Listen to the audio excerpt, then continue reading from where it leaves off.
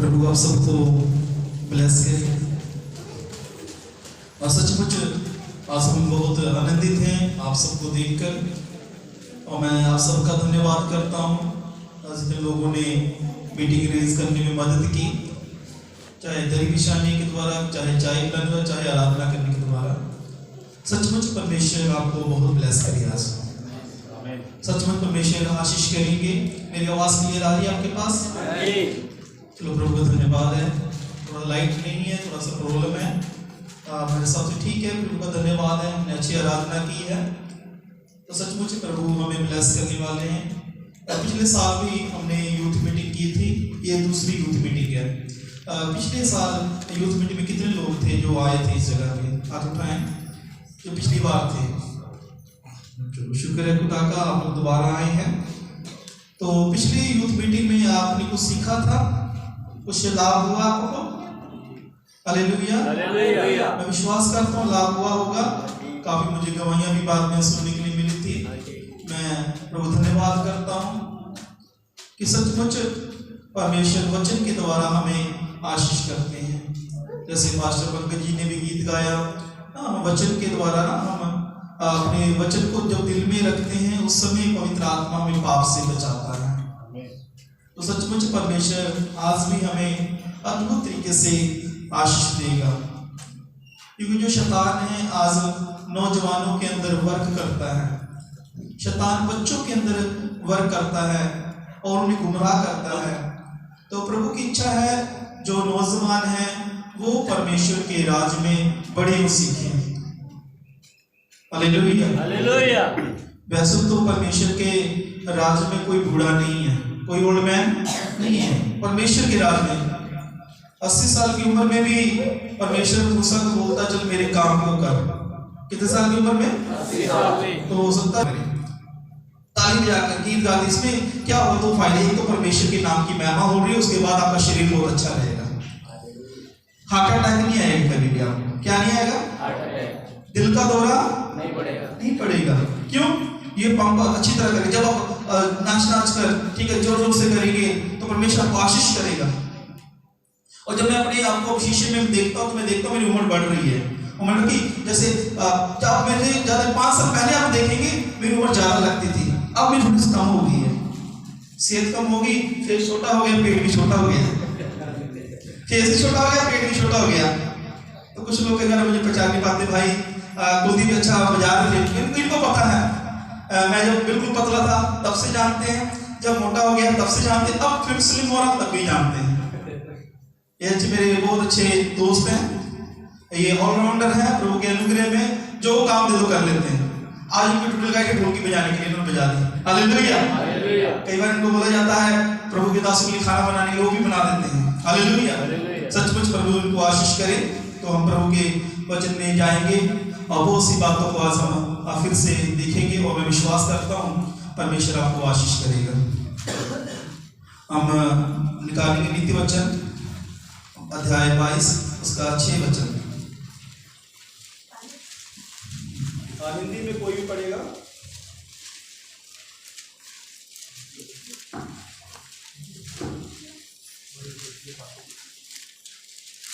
लड़के को शिक्षा उसी मार्ग की दे जिसमें उसको चलना चाहिए। हालेलुया। प्रभु का वचन कहता है लड़के को शिक्षा उसी मार्ग की दे जिसमें उसको चलना चाहिए। आपको इसीलिए बुलाया है। हालेलुया। चाहे आपकी उम्र कोई भी क्यों ना हो, एक बात याद रखिएगा, खुदा के राज में आप जवान हैं। खुदा के राज में क्या है? ये वचन फिर आपके लिए है। इसलिए प्रभु वचन कहता है लड़के को उसी मार्ग की शिक्षा दे जिसमें उसको चलना चाहिए। ये हुक्म है परमेश्वर का परिवार के लिए और प्रभु के दासों के लिए। ये हम आपको सिखाएं ताकि आप परमेश्वर के वचन को सुनकर और अपने जीवन में आशीष को प्राप्त करें। यदि आज आप अपने आप को खुदा के लिए निकाल के लेकर आए हैं, अपना समय आपने दिया है, तो मैं विश्वास करता हूँ मीटिंग खत्म होने से पहले परमेश्वर आपको ब्लेस करेगा, आत्मा और शरीर दोनों में आपको आशीषित करेगा। हालेलुया। तो यहाँ पे हम देखते हैं कि परमेश्वर का हुक्म कहता है कि हम क्या करें, लड़कों को क्या करें, उसी मार्ग की शिक्षा दें जिसमें उसको चलना है। आपको चलने के लिए परमेश्वर कहता है, परमेश्वर कहता है इनको शिक्षा दे ताकि उस मार्ग में चल सके जिनमें इनको चलना है। अब सवाल ये है कि नौजवानों को, मेरी बहनों को, मेरी बेटियों को पता ही नहीं चलना किसमें है। बहुत से चर्च में नौजवान आ रहे हैं, बेटियां आ रही हैं, बच्चे आ रहे हैं और उनको मालूम नहीं किस मार्ग पे चलना है। इसलिए बड़े कंफ्यूज हैं आज बच्चे हमारे, नौजवान कंफ्यूज हैं, बहनें कंफ्यूज हैं कि हमें किस मार्ग पे चलना है। इसलिए मार्ग पे चलने के लिए तो आपको मार्ग भी तो पता होना चाहिए ना, किस मार्ग के लिए परमेश्वर कह रहा है। मार्ग तो बहुत इस संसार में, इस संसार में मार्ग तो बहुत हैं, पर प्रभु किस मार्ग की बात कर रहा है, परमेश्वर किस मार्ग की ओर आपका ध्यान केंद्रित करना चाहता है। क्या मेरी बात समझ आ रही है आपको? हालेलुया। जी, किस मार्ग में आपको चलना है। और व्यवस्था विवरण अध्याय 6 उसका 6 और 7 और 5 पढ़े।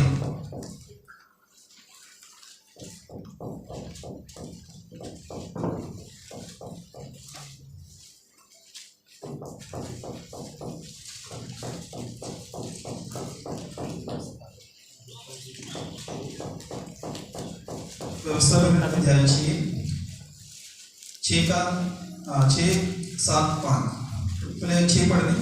और ये आज्ञाएं जो मैं आज तुझको सुनाता हूँ वह तेरे मन में बनी रहे, और तू इन्हें अपने बालकों को समझाकर सिखाया करना, और घर में बैठे, मार्ग पर चलते, लेटते, उठते इनकी चर्चा किया करना। हालेलुया।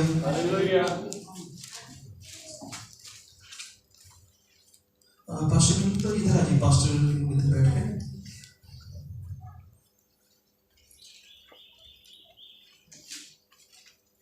तो हमने पढ़ा, और ये आज्ञाएं जो मैं आज तुझको सुनाता हूं वे तेरे मन में बनी रहे। हालेलुया। परमेश्वर मूसा द्वारा बोलता है इस्राएली को, जो आज्ञा आज मैं तुझे सुनाता हूं तेरे मन में बनी रहे, तेरे मन के अंदर हो, तेरे हृदय में, तेरे हृदय में होनी चाहिए। और आगे लिखा है, और तू उन्हें अपने बाल बच्चों को समझाकर सिखाना। क्या लिखा है यहाँ पे? समझाकर। सिर्फ ये नहीं बोला सिखाना, समझाना। समझाना और सिखाना अलग अलग है। हमें किसी भी बात को समझाना है। क्या है? समझाना, फिर सिखाना। कई बार क्या होता है, हम सिखाने की कोशिश करते हैं अपने बच्चों को और बच्चे सीख नहीं पाते। कारण है जो हम सिखाना चाहते हैं उनको समझ ही नहीं हो है क्या चीज जो सीख रहे हैं। क्या मेरी बात समझ रहे हैं आप? हाँ जी।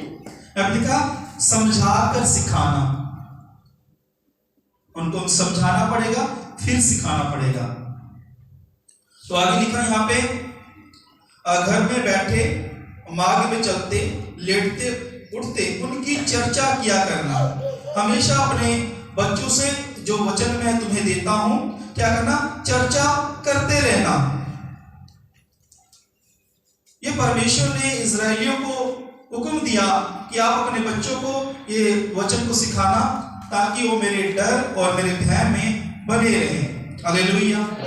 क्यों वचन सिखाना जरूरी है? क्यों पाप के ऊपर खुलकर बोलना जरूरी है? अगर आप बोलते हैं पाप, अपने बच्चों को बोलते हैं पाप मत करो, तो बच्चे के मन में पाप है क्या है? सवाल है पाप। परमेश्वर कहता है जवान क्या करे? अपने आप को पाप से बचा के रखे। ये पाप है क्या? फिर सवाल आता है। हो सकता है जो बड़े हैं उनको मालूम पाप, और बच्चों को मालूम नहीं पाप है क्या आखिर। तो बच्चों को समझाया जाता है कि ये ऐसा करने से पाप है, ऐसा करने से क्या है? पाप है। मान लीजिए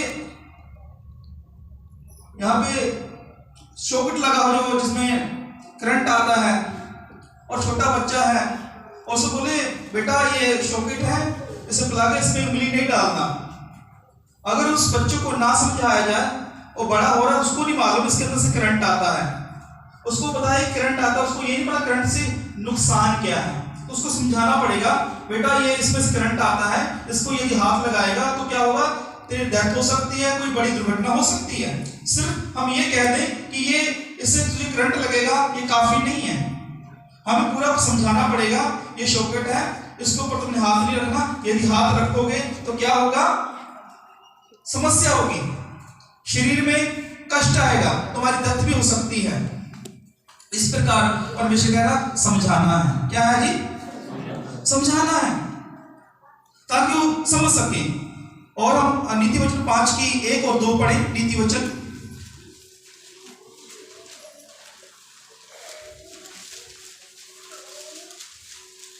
मेरे पुत्र मेरी बुद्धि की बातों पर ध्यान दे और मेरी समझ की ओर कान लगा, जिससे तेरा विवेक सुरक्षित बना रहे और तू ज्ञान के वचनों को थामे रहे। हालेलुया, जोर से बोल हालेलुया, हालेलुया, हालेलुया।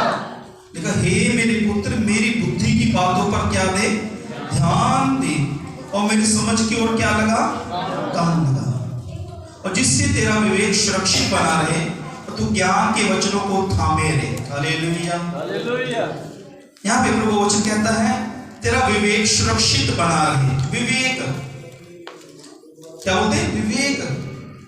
यहाँ पे है, हे मेरे पुत्र मेरी बुद्धि की बातों पर ध्यान दे, मेरी समझ की ओर कान लगा, जिससे तेरा विवेक सुरक्षित बना रहे और तू ज्ञान के वचनों को थामे रहे।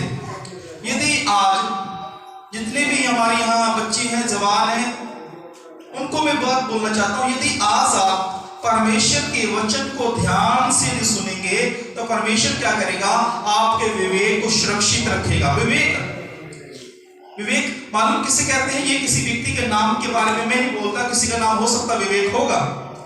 यहां पर प्रभु वचन कहता विवेक, हमें विवेक के साथ, विवेक का मतलब है सही क्या है गलत क्या है इसके बारे में पता होना, विवेक के द्वारा। Hallelujah, hallelujah. विवेक के द्वारा हमें इस बात के ऊपर हम निर्णय ले पाते हैं ये सही है गलत है। जब आप वचन को सुनेंगे ध्यान से, वचन के ऊपर मन लगाएंगे, तब इस संसार में रहते हुए एक बात आपको पता लगेगी, सही क्या है गलत क्या है। और सही और गलत को जांचने के लिए परमेश्वर का वचन आपको मालूम होना जरूरी है कि खुदा का कलाम आपको क्या कहता है, क्योंकि एक है जो गुमराह करता है, एक जो है जो आपके मन को बहकाएगा, इसलिए आपको समझना जरूरी है। वचन को समझेंगे तब आपका विवेक सही ढंग से, सही तरीके से काम करेगा। हालेलुया। इसलिए परमेश्वर ने बोला कि हमें वचन को सीखना जरूरी है ताकि हमारा विवेक क्या रहे, सुरक्षित रहे। मान लीजिए हम जो बच्चे बैठे, ठीक है, बताइएगा, मान लो मार्केट में गए, वहां सेब लेके आ गए, सेब लाके घर में रख लिया। अब बताइए सेब से आप क्या करेंगे, उसकी सब्जी बनाएंगे या सैलेड समझ के खा लेंगे, क्या बताइए, उसकी सब्जी बनाएंगे, सेब की क्या करेंगे आप, हाँ जी बताइए बच्चे, सेब का आप क्या करेंगे, सब्जी बनाएंगे या क्या करेंगे उसको, हाँ जी काट के खाएंगे, आप बताएं क्या करेंगे, हाँ जी समझ नहीं आया मेरी बात, बोलिए फिर। काट के खाएंगे। क्यों तड़का क्यों नहीं लगा सकते, क्यों नहीं यार, मैं कहा कर सकते हैं, क्यों नहीं कर सकते, क्योंकि हमारे पास क्या है, विवेक है। ये जो सेब है ना, इसको ऐसे ही धो के खाना है, ठीक है, कोई निकाला ना मिर्च नमक छिड़क के खा लो, खा सकते हैं। पता है सेब जो है सब्जी नहीं है, सब्जी नहीं है। मतलब खीरा आप ले आए, खीरा को काट कर हम कर सकते हैं, सब्जी बना सकते हैं, नहीं ना, ये विवेक है, ये समझ है। इसी प्रकार जिस प्रकार आप सेब के बारे में आपको मालूम है, सेब से हमें क्या करना, उसको खाना है या सब्जी बनाना आपको मालूम है। खीरे के बारे में मालूम है आपको, खीरा सलाद में यूज होता है, ये सब्जी नहीं है, हम इसकी सब्जी नहीं बना सकते, ये आपको मालूम है। उसी प्रकार हम आज बहुत सी ऐसी बातों को सीखेंगे ताकि हमारा विवेक उसके ऊपर अच्छे तरीके से कार्य करे। हालेलुया। हाँ, पहली बात परमेश्वर ने एक बात बोली, हम पढ़ेंगे पहला राजा अध्याय 11 उसका 1 और 2 वचन।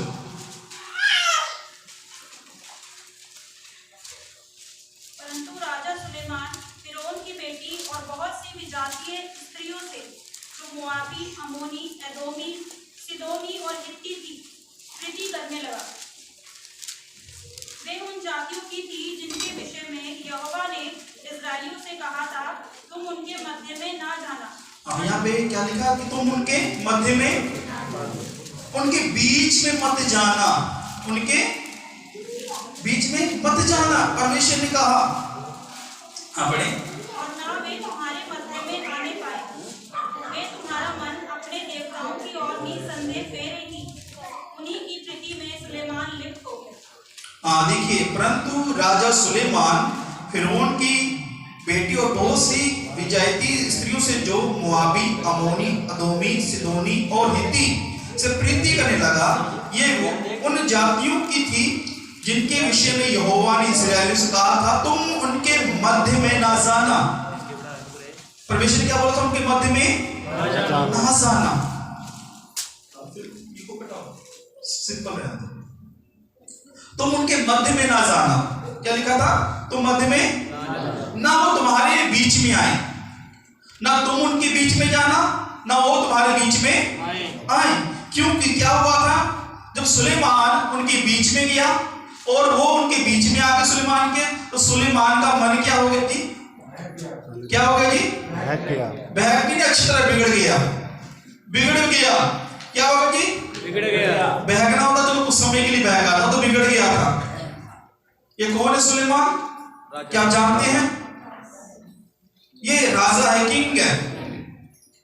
ये कौन किंग है जिसे परमेश्वर ने क्या बोला था? इस धरती के ऊपर तेरी जैसी कोई बुद्धि नहीं होगी, तेरे जैसा कोई बुद्धिमान नहीं होगा। बस एक बात में कभी आ गई, उनके बीच में चला गया, उनके बीच में चला गया। और लिखा प्रभु वचन कहता, जो जो बातें परमेश्वर ने मना की थी वही बात इसने सब की। वही बात क्या की इसने? की। और 3 आज पढ़े। उसके 700 रानियां और 300 रखैलियां हो गई, और उसकी इन स्त्रियों ने उसका मन बहका दिया। देखिए, उनका मन क्या बहका दिया? बहका दिया। इसलिए हम मसीह लोग हैं, प्रभु को मानने वाले हैं, इसलिए प्रभु क्या कहते हैं कि हम अनजातियों में हम ना जाए।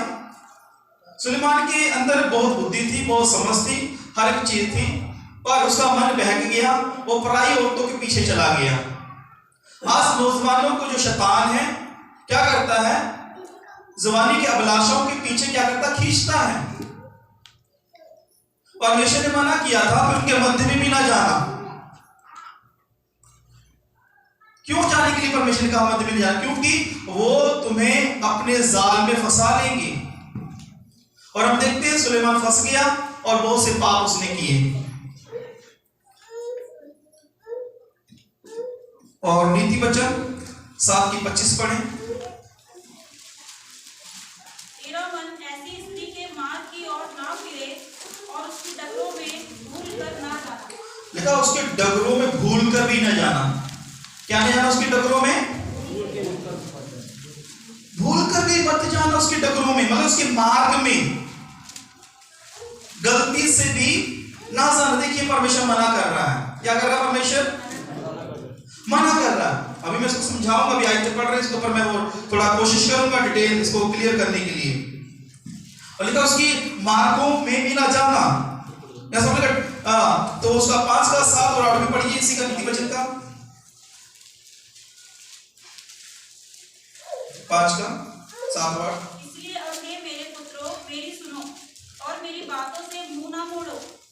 ऐसी स्त्री से दूर ही रह और उसकी डेवड़ी के पास भी ना जाना। हाँ, उसकी डेवड़ी के पास भी ना जाना।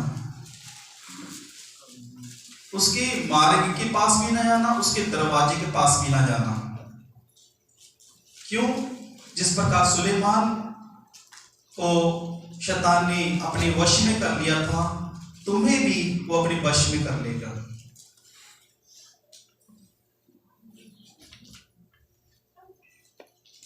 हालेलुया, हालेलुया, जोर से बोले हालेलुया। हालेलुया। इसलिए प्रभु वचन कहता है, परमेश्वर इस्राएलियों को कहा था, तुम अपनी जो बच्चों की जो शादी है वो मसीह में ही करना, इस्राएलियों में। और परमेश्वर ने इस्राएलियों को कहा था, तुम पराई औरतों के पीछे, पराई आदमियों के पीछे मत जाना। यदि तुम जाओगे तो वो लोग तुम्हें मेरे से दूर कर देंगे। इसलिए आज बहुत सारे जो हमारे नौजवान बहनें हैं, भाई हैं, वो पाप में फंस जाते हैं, फ्रेंडशिप में जाते हैं और शैतान उनको गुमराह कर देता है। यहाँ पे लिखा है कि उसकी डेवड़ी के पास भी ना जाना। मैं आपको बताना चाहता हूं, एक लड़का बहुत ज्यादा प्रार्थना करने वाला नौजवान, उसकी उम्र मेरे हिसाब से 18 या 20 साल के बीच में होगी, अच्छा प्रार्थना करने वाला। जब भी मैं उसके शहर में जाता हूं, मेरे साथ बैठता था, 2 घंटे 3 घंटे हम प्रार्थना करने वाला, अच्छी प्रेयर करने वाला व्यक्ति। पर क्या हुआ, शैतान ने उसे किसी लड़की के चक्कर में फंसा दिया और उसने क्या किया, कोर्ट मैरिज कर ली। मैं आपको बताना चाहता हूं परमेश्वर की योजना क्या थी उसके जीवन में। परमेश्वर की जीवन, उसके जीवन में एक योजना है कि वो सेवकाई के लिए बुलाया गया, अच्छा इस्तेमाल हो रहा है। यहां तक कि प्रभु का धन्यवाद है कि अपने कपड़ों के साथ यदि किसी को टच करता था, लोग ठीक होते थे। परमेश्वर ब्लेस कर रहा उस लड़के को। पर एक बात परमेश्वर ने बोली थी कि अपने वस्त्र को गंदे मत होने देना, अपने वस्त्र को मेले मत होने देना। परमेश्वर ये बात उस लड़के को बोली थी भविष्यवाणी द्वारा। तो बोला ठीक है पाशी, मैं ध्यान रखूंगा। पर शैतान ने ऐसा किया कि उसको उसी बात में गिरा दिया, उसने कोर्ट मैरिज कर ली।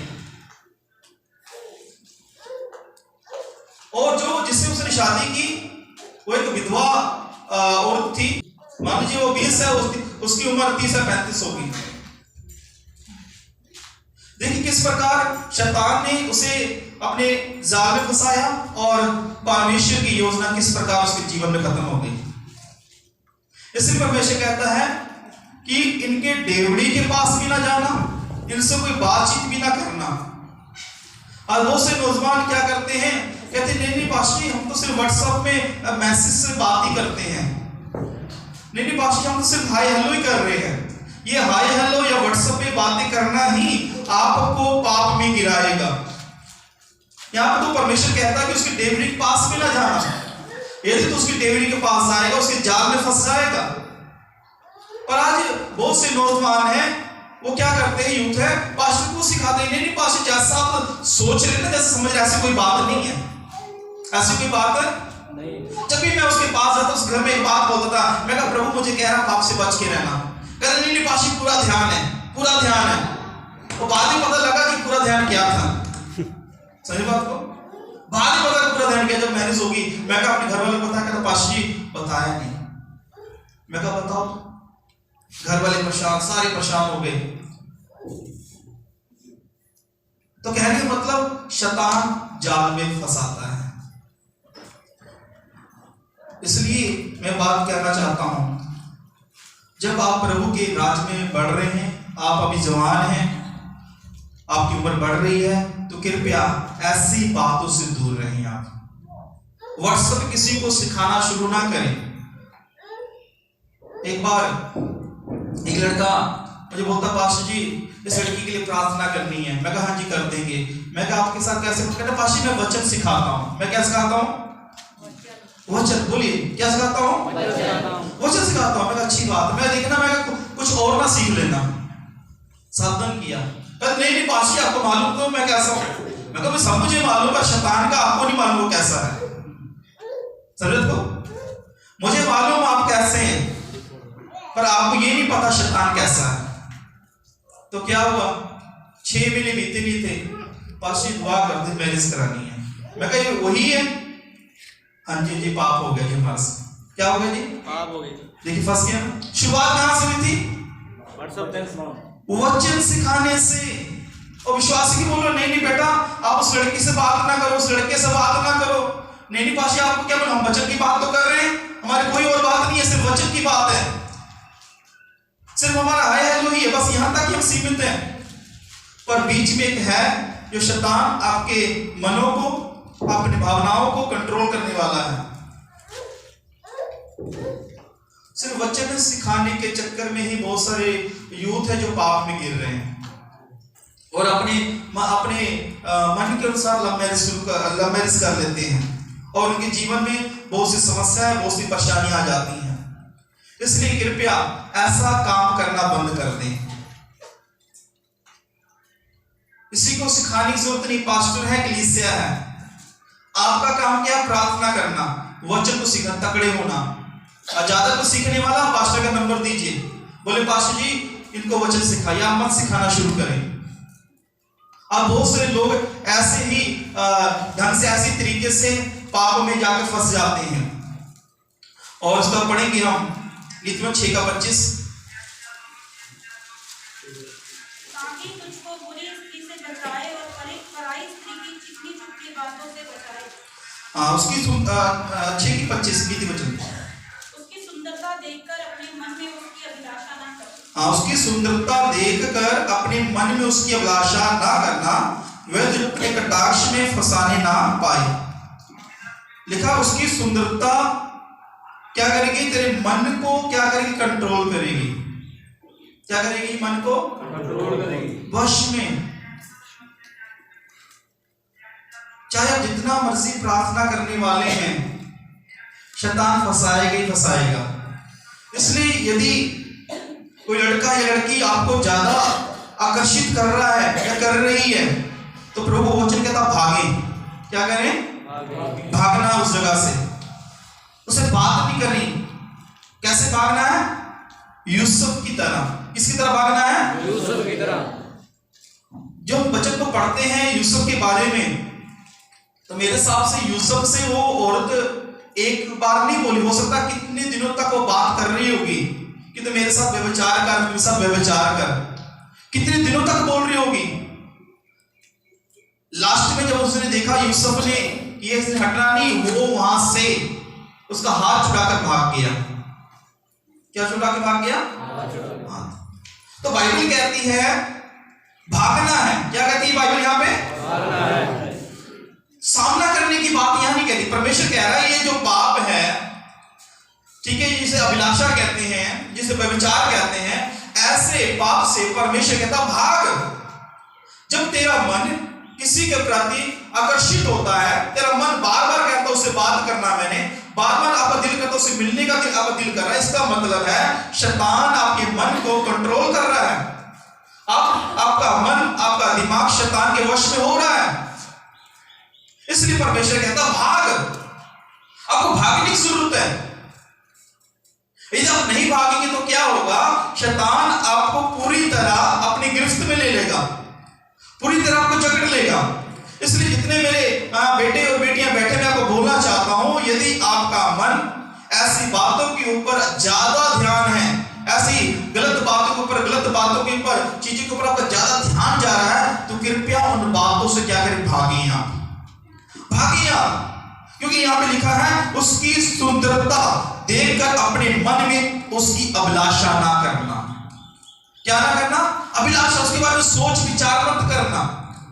नहीं, आप मन को नहीं, भाई मैं उससे जब बात करता हूं मेरी चिंता खत्म हो जाती है। जब मैं उससे बात करता हूं मेरी टेंशन खत्म हो जाती है। मैं उससे मेरा फोन पे बात करने में बड़ा अच्छा दिन निकल जाता है। ऐसी बात आप ना सोचिए। यही बात तो आपको पाप में गिराने वाली है। यही बात तो फिर आपको बाहर नहीं आने देगी। इससे थोड़ा सा आप ध्यान दीजिए मैं क्या कहना चाहता हूं। यदि आज के समय में आपका मन ऐसी बातों में फंसा हुआ है, आपका मन पराई औरतों के पीछे, पराई आदमियों के पीछे यदि आपका जा रहा है, तो कृपया अपने मन को कंट्रोल करें। आप भागे वहां से। भागना है आपको, वहां से छोड़ना है। क्योंकि परमेश्वर कहता है मैंने तुम्हें पवित्रताई के लिए बुलाया है। परमेश्वर की योजना है। और यहां पे लिखा है क्योंकि वह तुझे अपने कटाक्ष में फंसाने ना पाए। यदि आप नहीं भागेंगे फंस जाएंगे। क्या हो जाएंगे? फंस जाएंगे। आज बहुत से बच्चे पाप में फंस गए हैं। सर नहीं, मैंने तो सिर्फ वचन ही सुनाना है, मैं चाहता हूं मेरे अंदर है कि वो आत्मा नरक में ना चली जाए। क्या मन में आता है उसकी आत्मा नरक में ना चली जाए। इसलिए तो मैं चाहता हूं चलो थोड़ा वचन सुनाएंगे तो क्या होगा, बच जाएगा। एक बार एक मेरे चर्च का एक लड़का कहता, पास्टर जी अगर हम जो नशा करने वाले हैं उनके बीच में नहीं जाएंगे, वो बचेंगे कैसे? मैं कहा यार आपका काम नहीं है। यानी पास्टर सवाल है मेरा। मैं कहा प्रभु बचाएगा। मैं कहा पर आप मत जाना। कहा नहीं पास्टर जी मैं प्रार्थना करता हूं, कोई बात नहीं, हम उनको भी तो बचाना है जो नशा करने वाले हैं। तो उसने नहीं माना मेरी बात को, वो गया उनको बचाने के लिए। वो पता आज तक मुझे पता लग रहा कि अभी तक वो खुद भी बच के नहीं आया नहीं अभी तक। मेरे 2010 से मेरी सेवक है, तब से मैं देख रहा हूँ, इंतजार कर रहा हूँ। मैं बोलता हूँ चर्च में आ जाओ, पास्टर समय नहीं है, समय नहीं है। आप ऐसा बचाने के लिए मत जाएं कि खुद फंस जाएं। मैंने बोला भी पहले आप अपने आप को वचन में मजबूत करो, अपने आप को तगड़ा कर, फिर ऐसे नशा करने वाले लोगों के बीच में जाओ, तब पवित्र आत्मा द्वारा काम करें। नहीं तो ऐसा होगा आप जाएंगे बोलेंगे ये यीशु मसीह कहते हैं कि नशा छोड़ो, ये छोड़ो, और पता लगे उसका दुष्ट आत्मा आपके ऊपर आ जाए। दुष्ट आत्मा ने वही काम किया, उसको अच्छी तरह अपने गिरफ्त में कर लिया, सारे बुरे काम वो अब कर रहा है और चर्च में नहीं आता है। इसलिए मैं बोलना चाहता हूं आप वचन मत सिखाएं किसी को।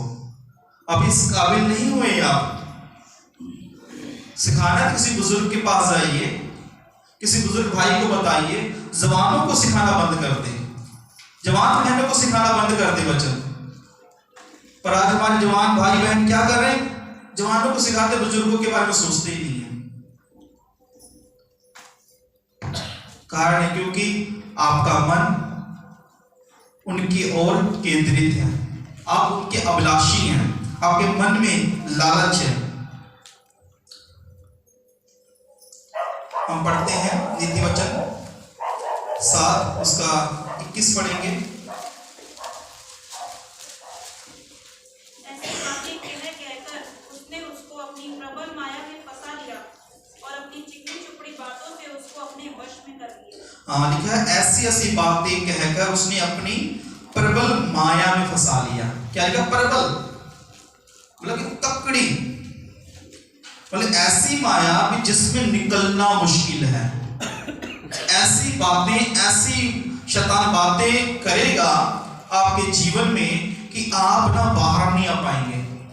आप लोगों को वचन कहता कि वो जो लड़का है उस लड़की की बातों में ऐसा फंस जाता है कि वो बाहर ही नहीं आ पा रहा। लेकिन ऐसी बातें कहकर उसने उसको अपनी प्रबल माया में फंसा लिया और अपनी चिकनी चुपड़ी बातों में उसको अपने वश में कर लिया। क्या कर लिया जी? वश में। कई बार आते हैं पेरेंट्स मेरे कहते हैं पाशी दुआ कर दो, मेरा बेटा तो उसके वश में ही हो गया। क्या हो गया जी? वश में। मेरी बेटी उसके वश में ही हो गई है। कहते अगर तू नहीं हटा उस जगह से, उससे बात करना तूने नहीं बंद किया, उसके ख्याल अपने मन से नहीं निकाले, तो क्या होगा? प्रबल माया में और चिकनी चुपड़ी बातों में तो क्या रहेगा? फंस जाएगा। उसका वश तेरे ऊपर आ जाएगा। क्या आएगा? वश, पूरा कंट्रोल शैतान तेरे ऊपर कर लेगा और फिर तू निकल नहीं पाएगा। आप दलदल जानते, दलदल में यदि कोई गिर जाए, जितना वो हिलेगा उतना अंदर जाएगा। दलदल समझते हैं? दलदल ऐसी एक जगह है जहां पे एक बार व्यक्ति चला जाए, जितना वो कोशिश करेगा निकलने के लिए उतना ही अंदर चला जाएगा। ऐसा ही प्रभु वचन कहते हैं व्यभिचार है, ऐसा ही व्यभिचार है, ऐसा ही ये पाप है। जितना आप निकलने की कोशिश करेंगे, एक बार फंस गए, निकल नहीं पाएंगे। इसलिए परमेश्वर कहता है उसकी डगरों में, उसके मार्गों में, उसके दरवाजे के पास भी ना जा, उसे भागने के लिए परमेश्वर ने बोला है। एक ही जगह, इसी जगह पे मैंने देखा, मैं बाइबल में जब पढ़ा तो पता लगा यही पे परमेश्वर बोलता भागने के लिए। नहीं तो हर कई जगह पे पतरस बोलता है शैतान का सामना करो तो शैतान तुम्हारे पास से भाग जाएगा। सामना करने के लिए बात बोला परमेश्वर ने, पर इस पाप के विषय के ऊपर परमेश्वर बोलता है भाग। नहीं तो क्या करेंगे? प्रबल माया में पूरा कंट्रोल तेरे ऊपर हो जाएगा और तू नहीं निकल पाएगा। ऐसे बहुत से लोग मेरे से प्रार्थना कराते, पाशी हम पाप फंस चुके हैं, हमें प्रार्थना करिए, तो उनके लिए प्रार्थना करते हैं, बड़ी मुश्किल के साथ परमेश्वर को निकालता है। तो मैं बोलना चाहता हूं, यदि आज आप उसकी डेवड़ी के या उसकी सुंदरता के पीछे हैं तो कृपया बाहर आ जाएं। यदि आप उसके अंदर चले गए, उसकी माया में फंस गए, फिर निकलना मुश्किल है, बड़ी दिक्कत हो जाएगी। इसलिए परमेश्वर का एक वचन हम एक पढ़ेंगे, पहले हम इसको पूरा करते हैं फिर पढ़ते हैं। 22 पढ़िए। वह तुरंत उसके पीछे हो लिया। लिखा गया तुरंत उसके पीछे हो लिया। जब शैतान उसके द्वारा आपको अपने वश में कर लेगा तो क्या होगा? जैसे बैल जी कसाई खाने को या जैसे बेड़ी पहने हुए कोई मूढ़ ताड़ना खाने को जाता है। लिखा परंतु उसके पीछे हो लिया, जैसे बैल कसाई खाने को, उसी प्रकार वो यूथ भी है जो पाप से दूर नहीं भाग रहा, और लिखा खुद अपनी मृत्यु के लिए उसके पीछे जा रहा है, और कुछ भी उसका हल है नहीं है, कोई भी हल नहीं है। लिखा जैसे बेड़ी पहने हुए कोई मूढ़ ताड़ना पाने को जाता है, जैसे कोई मूर्ख होता है, जितना मर्जी समझा लो उसने जाना ही जाना है मरने के लिए, उसी प्रकार वो यूथ है जो इस पाप से भागता नहीं है। तो जितना मर्जी आप समझा लो उसने निकलना, और निकल ही नहीं सकता है।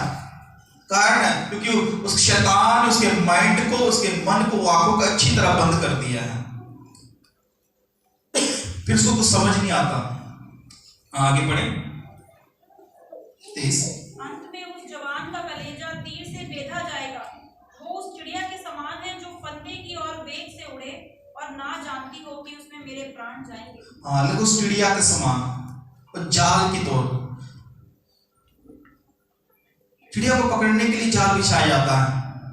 हमने किताबों में पढ़ा, ठीक ना, आपने पढ़ा होगा किताबों में कि एक जो शिकारी है किस प्रकार चिड़िया को पकड़ता है, वो जाल लगाता है, उसमें गेहूं के दाने डाल देता है, और एक चिड़िया आती है गेहूं खाने के लिए, 2 आती है, 3 आती है, तो क्या उस जाल में क्यों चिड़िया उस जाल में जा रही है? उसके अंदर क्या उसको मिल रहा है? दाना मिल रहा है। क्या मिल रहा है? दाना मिल रहा है, पर उसे ये नहीं पता वो दाना खाने के बाद उसका क्या होने वाला है। इसी प्रकार शैतान आपको फंसा रहा है मीठी मीठी बातों में, चिकनी चुकड़ी बातों में। आपको अभी अच्छा लग रहा है, शहद की तरह अच्छा लग रहा है उसकी बातें, शहद की तरह आपको बड़ी अच्छी लग रही है, बात करना मिलना बहुत अच्छा लग रहा, पर आपको मालूम नहीं अंत में आपका साथ होने वाला क्या है। तो यहाँ पे लिखा है वह उस चिड़िया के समान है जो फंदे की ओर वेग से बड़ी तेजी के साथ उड़ रहा है, और ना जानती हो कि उसमें मेरे प्राण जाएंगे, उसे मालूम नहीं है मेरा प्राण खत्म हो रहा। इसी प्रकार वो मूर्ख नौजवान है जो परमेश्वर की बात को टालकर अपनी इच्छा के अनुसार उसके पीछे जाता है, शारीरिक अभिलाषाओं के पीछे जाता है और फंस जाता है, अंत में परमेश्वर की योजना अपने जीवन से टाल देता है। और 24 पढ़ेंगे। अब हे मेरे पुत्रों मेरी सुनो और मेरी बातों पर मन लगाओ। अब हे मेरे पुत्रों मेरी सुनो, मेरी बातों पर क्या लगाओ? कहता मन लगाओ। यदि तुम चाहते हो इन सब से बचने के लिए, तुम पाप में ना जाओ, व्यभिचार में ना जाओ, तो परमेश्वर कहता है मेरी बातों पे फिर मन लगाओ। क्या लगाओ जी? क्या लगाओ? जो बोले क्या लगाओ? मन लगाओ, ताकि तुम क्या हो सको? बच सको। इसलिए प्रभु यीशु मसीह ने भी एक बात बोली है, मत्ती अध्याय 5 उसका 27 और 28 पढ़ेंगे।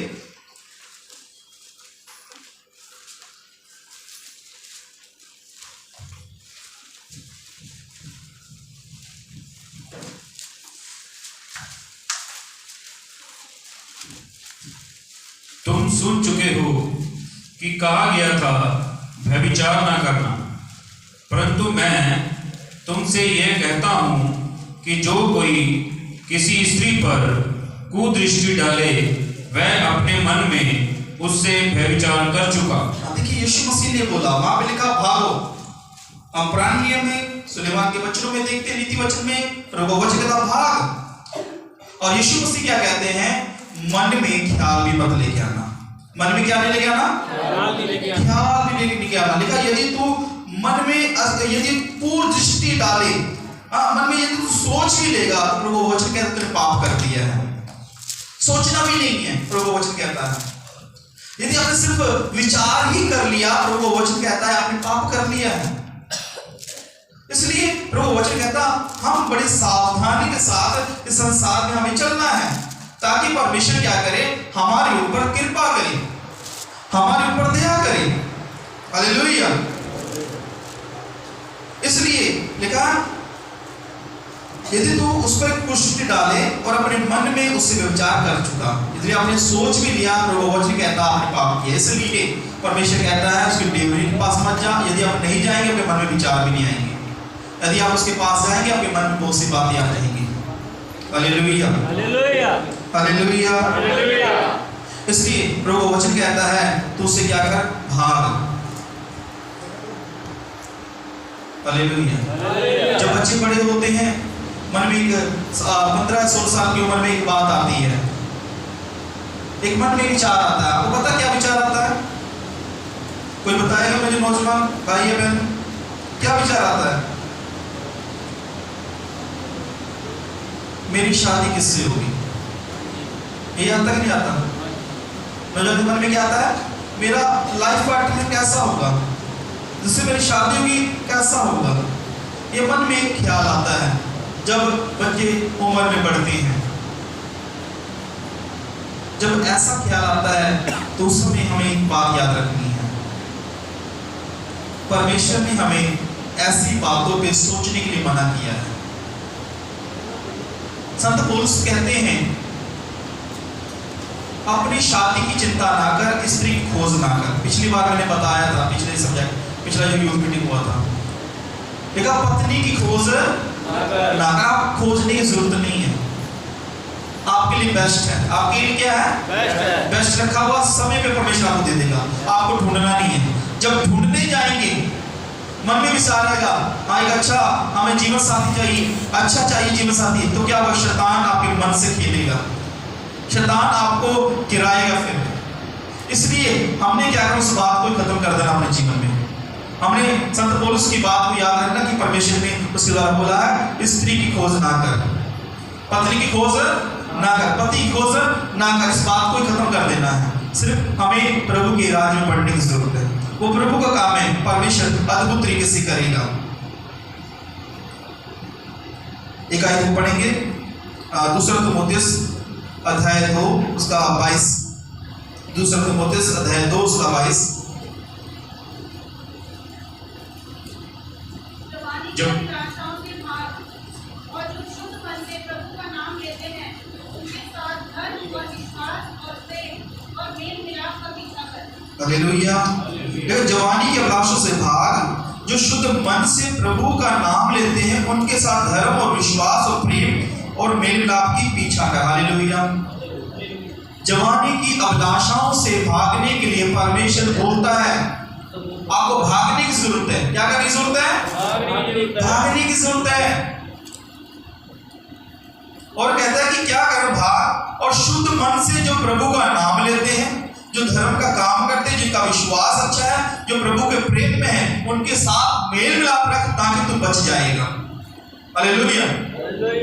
जो वचन में मजबूत हैं, प्रार्थना करने वाले हैं, पाप से दूर वाले रहने वाले लोग, उनके साथ आप संगति करें तो आप ऐसे पापों से बचकर रहेंगे।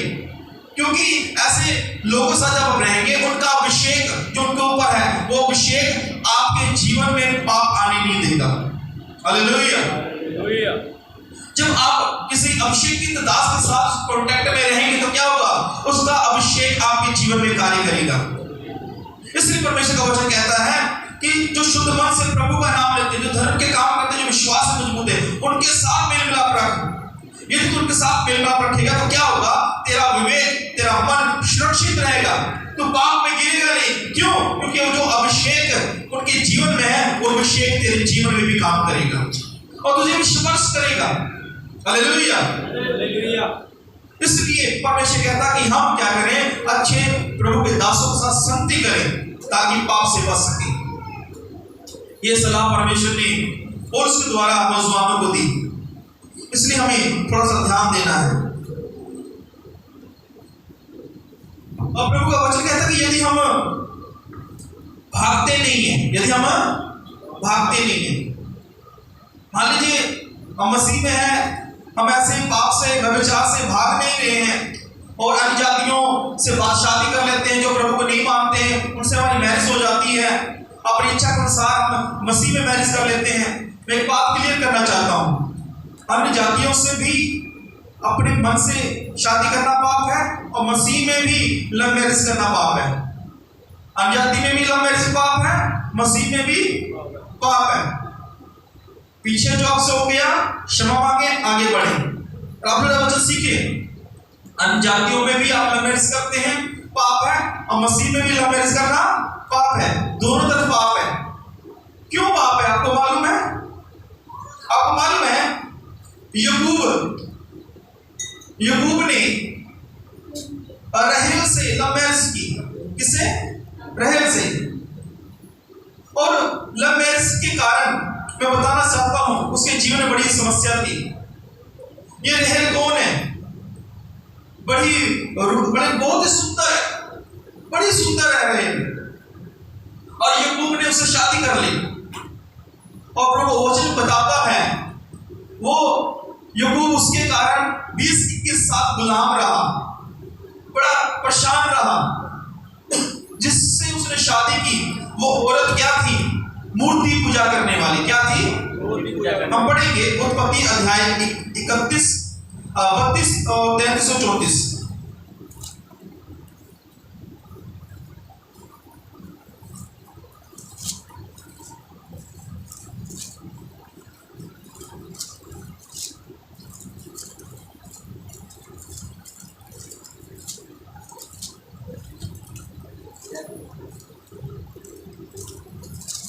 जिस किसी के पास तू अपने देवताओं को पाए वह जीवित ना बचेगा।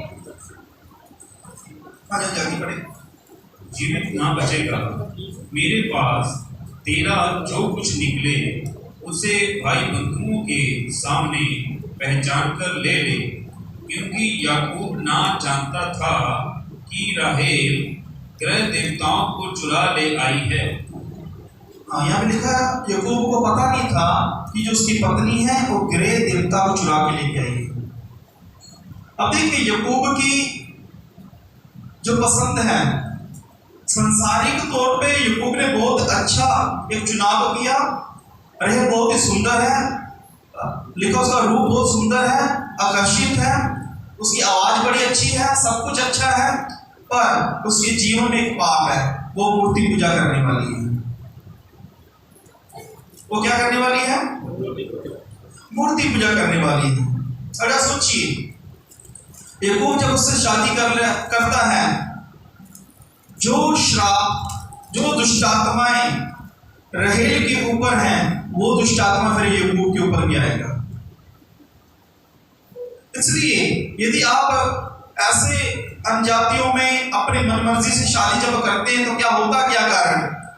क्योंकि आपको नहीं मालूम उसका जीवन कैसा है, आप कुछ समय के लिए उसे मिले हैं, कुछ समय के लिए आपने देखा है, पर जो दुष्ट आत्माएं उसके जीवन में, उसके परिवार के ऊपर जो श्राप हैं, जब आप मैरिज करते हैं वो श्राप, वो दुष्ट आत्माएं आपके जीवन में भी आ जाते हैं। हालेलुया। यहाँ पे हम देखते हैं याकूब ने ये गलती की और लास्ट में पता था वो मूर्ति पूजा करने वाली, तो एक श्राप है बाइबल का। इसलिए जब आप लव मैरिज करते हैं तो बहुत सी दुष्ट आत्माओं को आप अपने जीवन में ओपन बोलते कि आ जाओ, क्या तुम्हारा राज है। तो दुष्ट आत्माएं आपके जीवन में कार्य कर रही है फिर। इसलिए अपने मन के अनुसार यदि आप चल रहे हैं, अपने मन के अनुसार अनजातियों में चाहे मसीह में शादी करेंगे तो बहुत सी दुष्ट आत्माएं आपके जीवन में कार्य करेंगी। क्यों आप शादी करें? क्योंकि उसका रंग, उसका रूप आपको अच्छा लग रहा है। इसका मतलब एक दुष्ट ने आपके मन को कंट्रोल किया हुआ है। अब शादी होने के बाद क्या होता है? जितने श्राप हैं सब आपके ऊपर भी हैं।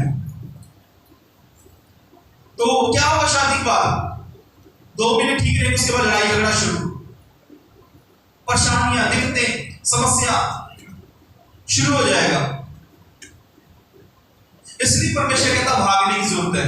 यदि आप ऐसे अभिलाषाओं से, ऐसी बातों से नहीं भागेंगे तो क्या होगा?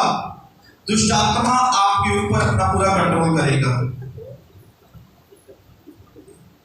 और सुलेमान के साथ भी ऐसा ही हुआ था। जब वो पराई औरतों के पीछे गया, अपने घर में लेके आया, ठीक था, और आगे गया, ठीक था, बाद में बिगड़ गया। क्या हो गया जी? क्योंकि वो दुष्ट आत्मा है जो औरतों के ऊपर अपना अधिकार रखता था, वो रीति रिवाज, वो झाड़ू टूना, वो सारा पूजा पाठ जो करती थी, उसका सारा प्रभाव सुलेमान के ऊपर आ गया। उसने फिर क्या किया? सुलेमान ने बड़ी बड़ी मूर्तियां बनवा दी, फिर मंदिर बनवा दी सुलेमान ने। फिर पर इससे बुद्धि का वरदान किसने दिया था? परमेश्वर ने दिया था। जब परमेश्वर की आज्ञा नहीं मानी तो बुद्धि खत्म हो गई, भ्रष्ट हो गई, बुद्धि साइलेंट हो गई। अब इसको समझ नहीं आ रहा सही क्या गलत है, उसका विवेक बिगड़ गया। क्या बिगड़ गया? जब बुद्धि बिगड़ जाती तो क्या होता है कि सेब की भी आप सब्जी बना के खाने लग जाएंगे। फिर जब विवेक बिगड़ जाएगा तो क्या होगा? फिर आपके पास कोई बात नहीं, चाहे वो 50 साल की औरत है या 40 साल का आदमी है, शादी किसी से करना, इसे कहते हैं विवेक बिगड़ना। फिर नहीं समझ आएगा। ऐसे लोगों में देखा, एक नौजवान मसीह में विवेक बिगड़ गया। भाई आपको एक अच्छी लड़की मिल सकती है, पर नहीं, एक तलाकशुदा लड़की से शादी कर ली उसने। मैं कहा विवेक बिगड़ गया। इतना सुंदर, अच्छा, हत्ता कट्टा, जिम जाने वाला लड़का, विवेक बिगड़ गया। क्या बिगड़ गया? कैसे बिगड़ा? दुष्ट आत्मा ने कब्जा किया ना। अब क्या कहते हैं, उसके अंदर क्या नजर आ रही है? उस लड़के के अंदर क्या नजर आ रही है? उस लड़के को बताइए क्या नौजवान, मुझे बताइए क्या नजर आ रही है? बताएं। हाँ जी, परियां। और हमारे समय में हो सकता, हमारे समय रानी मुखर हो गई, ऐश्वर्या राय, वो नजर आती थी। आपके समय का मुझे नहीं मालूम, क्योंकि हम देखते हैं टेलीविजन। 2005 में हम आए, उससे पहले का पता क्या क्या नजर आते थे। आपके समय में हो सकता है जैसे हम उसका तरह नजर आ रहे हैं, रानी मुखर हो गया, ऐश्वर्या राय, सारा कुछ नजर आ रहा है। क्यों? विवेक बिगड़ गया। तो अच्छा ठीक ठाक है, तेरी अच्छी शादी हो सकती, तो पढ़ा लिखा है, पर नहीं, दुष्ट आत्मा ने विवेक बिगाड़ दिया है। मना करो, नैतिकता ही आपके लिए ठीक नहीं, पाशी आपको नहीं मालूम, आपको नहीं मालूम, मैं ठीक हूं, हमें तो मालूम है तेरा विवेक बिगड़ चुका है। अब तुझे नहीं मालूम खीरे और सेब में तुझे फर्क नजर नहीं आ रहा।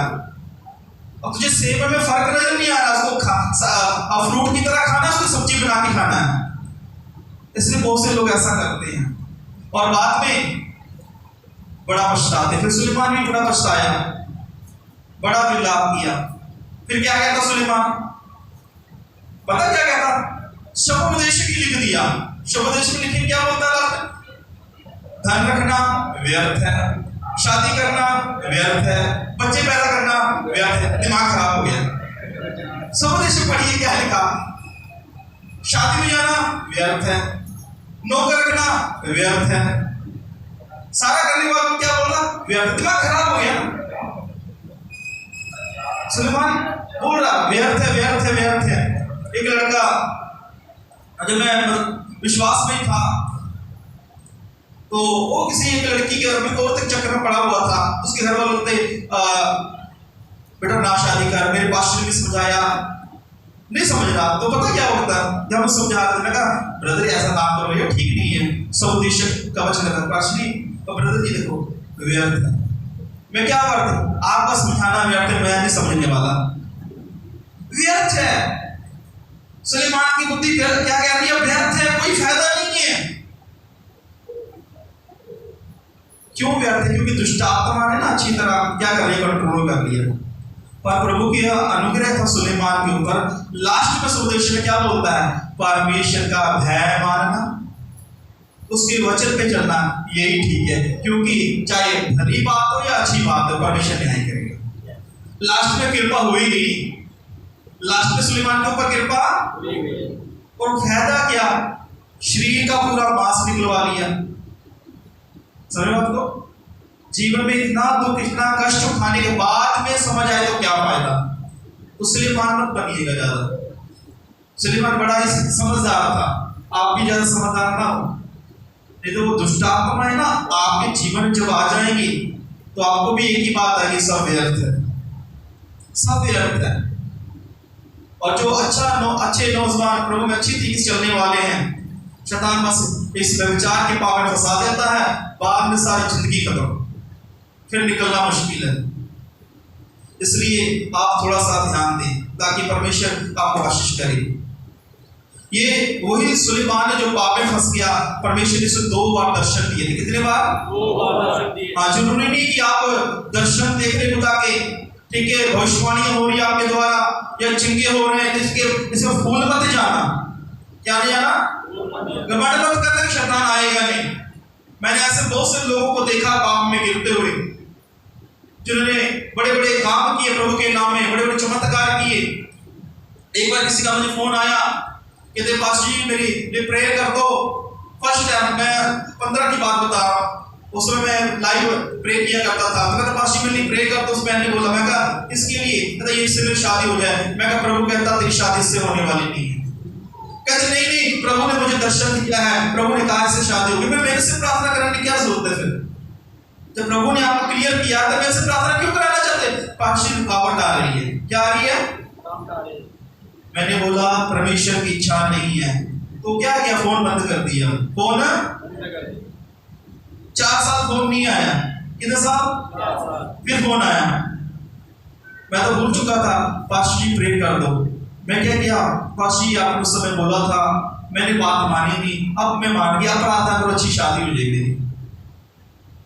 तो अभी तक शादी नहीं हुई है, अभी तक शादी हुई नहीं है, क्यों? किसी की फरमाइश आई मेरे पास, पास्टर जी उस लड़की के लिए दुआ कर दीजिएगा। तो मैंने बोला कोई बात नहीं पास्टर जी, उसको बोले पर फोन तो करो मुझे। सही मेरी बात क्या कहना चाहता हूँ, उसे दर्शन हुआ खुदा का, और खुदा ने क्या बोला? तेरी शादी इस लड़के से भी होगी। अब पता नहीं किसने दर्शन दिया उसको। और मैंने जब दुआ की, परमेश्वर ने बोला नहीं ये गलत है, तेरी शादी इससे होने वाली नहीं है, परमेश्वर की योजना कुछ है। तो आज तक उसकी शादी हुई नहीं अभी तक। इसलिए सुलेमान को भी परमेश्वर ने 2 बार दर्शन दिया था। ये दर्शन पाया हुआ व्यक्ति पाप में गिर गया। और मैं बताना चाहता हूं, शैतान उन लोगों को ही पाप में गिराता जो अच्छे तरीके से चलने वाले हैं। उन बहनों को, उन नौजवानों को ही शैतान पकड़ता है जिनके जीवन में परमेश्वर की एक अच्छी प्लानिंग, एक अच्छी योजना है। जिसके जीवन में योजना नहीं और शैतान उसको टच नहीं करेगा, उसको मालूम है इसका कोई काम ही नहीं है परमेश्वर के राज्य में। वही लोगों को पाप में फंसाएगा, उन लोगों को पाप में गिराएगा जिनके जीवन में परमेश्वर की अच्छी योजना है, जिनके जीवन में एक परमेश्वर की बुलाहट है। इसलिए आपके जीवन में बुलाहट है, आप बुलाए गए हैं। इसलिए आप आज थोड़ा ध्यान दीजिए, अपनी बुलाहट को पहचाने। परमेश्वर का मकसद आपके जीवन में क्या है, आपके भविष्य में परमेश्वर की क्या योजना है, उसके ऊपर ध्यान दीजिए। जब आप ध्यान देंगे तो एक बड़ी बरकत को आप अपने जीवन प्राप्त करेंगे। Hallelujah, hallelujah. आप अपनी आंखें बंद करें, हम दुआ करेंगे। सभी अपनी आंखें बंद करें। बहुत धन्यवाद यीशु, जीसस, तारीफ तेरी महिमा, हालेलुया। अनुग्रहकारी परमेश्वर, तारीफ तेरी महिमा, हालेलुया। प्रभु जीसस, धन्यवाद यीशु। प्रार्थना करके मन होकर और कहें प्रभु से, मेरे पे कृपा कर, मुझे विवेक दे ताकि मैं सही या गलत को मैं समझ सकूं। सही गलत क्या है, पाप क्या है, मैं समझ सकूं। मेरे पाप की कृपा से हम प्रार्थना करेंगे। यदि आज आप व्यभिचार में हैं, यदि आप पाप में हैं, तो प्रभु को बोले, प्रभु मुझे क्षमा कर, इस पाप से निकाल मुझे, प्रभु इस पाप से निकाल। आप प्रभु से क्षमा मांगे, क्षमा मांगे प्रभु से। बहुत धन्यवाद यीशु, प्रभु जीसस। बहुत धन्यवाद यीशु, प्रभु जीसस। प्रभु मेरे पाप क्षमा कर। यदि आप व्यभिचार में आज